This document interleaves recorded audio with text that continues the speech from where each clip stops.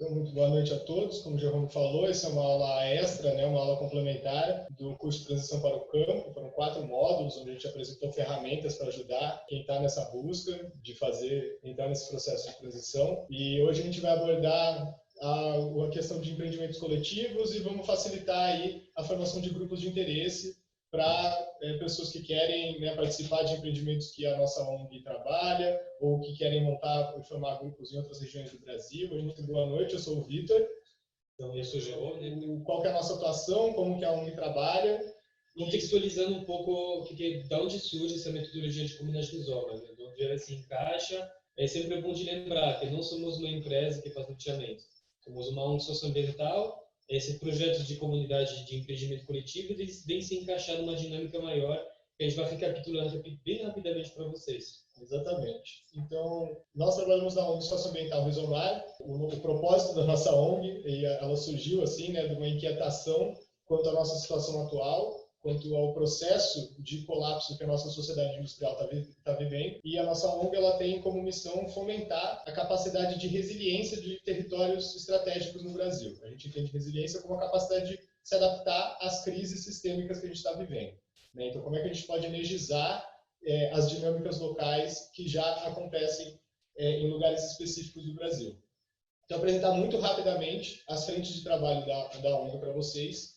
Então, nós temos o Ecotear, que é o nosso projeto de pesquisa e desenvolvimento, é a nossa frente que trabalha localmente, né, com atores locais, e Ecotear é uma sigla para Terceira e Articular a Resiliência, e é um projeto que trabalha com pesquisação.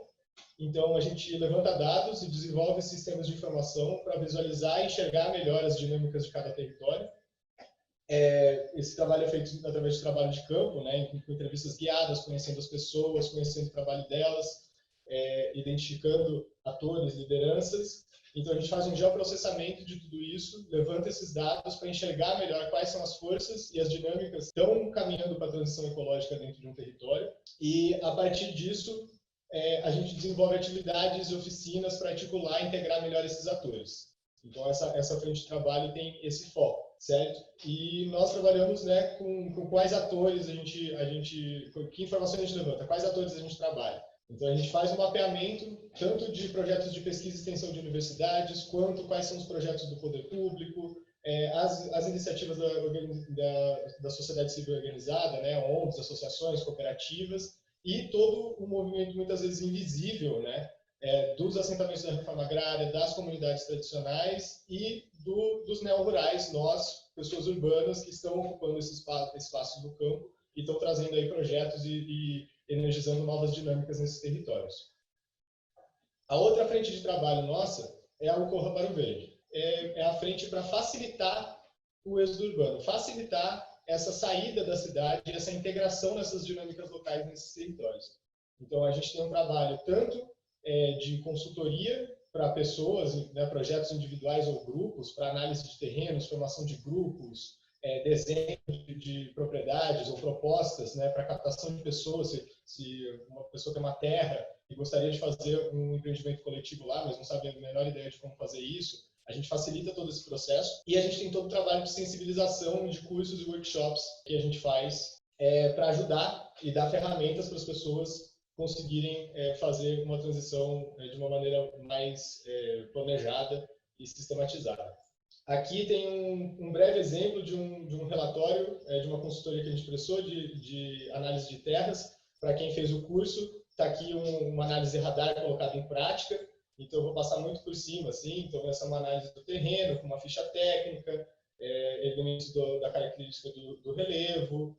Esse terreno é interessante porque o corretor estava tentando vender ele, mas 85% da área dele não poderia ser utilizado, porque ele era quase todo dentro de uma APP. Então, ele estava tentando empurrar um terreno que... Era mais de 1.800 metros de altitude. Quase todo ele ficava acima de 1.800 metros de altitude, que classifica como área de proteção permanente. Então, era um terreno interessante, mas, no fim, era uma armadilha, assim. Então, está aqui só uma breve amostra do tipo de consultoria que a gente faz. A gente tem as capacitações, que eu já citei, com cursos presenciais e online, para ajudar as pessoas nesse processo de transição.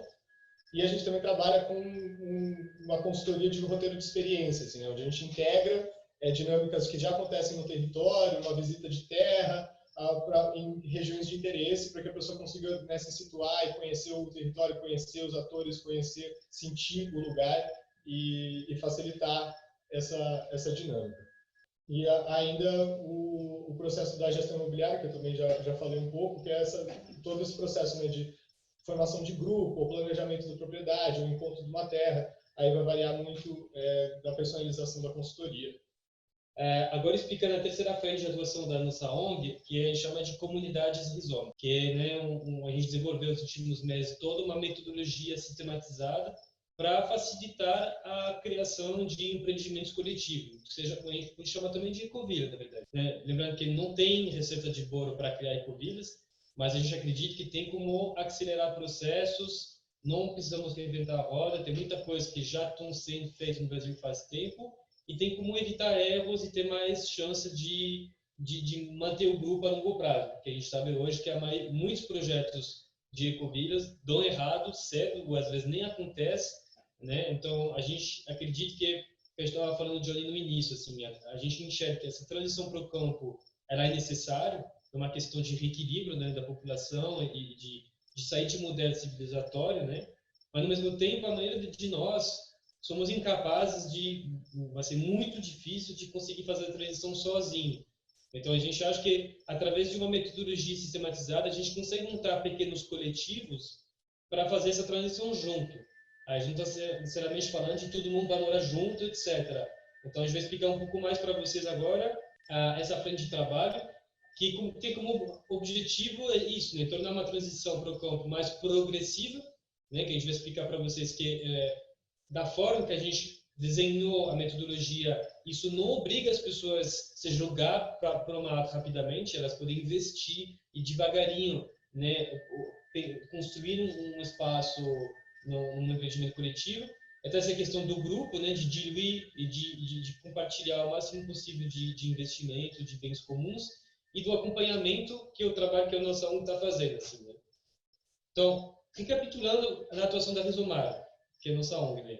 Tem a frente do COLA, que o Vitório explicou, que ocorre basicamente onde a gente consegue pegar recursos, que a gente está se autofinanciando, né? A gente não quer depender de editais, de fundações, então a gente consegue ter uma autonomia financeira como ONG através do Corra Proverte, que se direciona para um público urbano, né?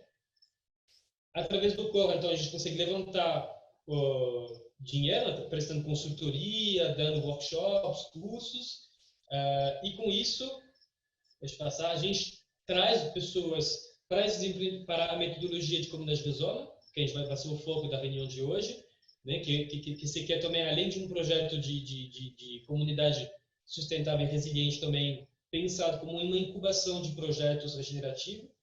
E, finalmente, através das comunidades de zona, a gente consegue captar, então, capital humano e financeiro para energizar a primeira frente de trabalho que o Victor já explicou lá em cima, que é o Ecotear, né, que é terceira articular resiliência, que no final das contas fecha o ciclo, e a Rizomar começou com o Ecotear.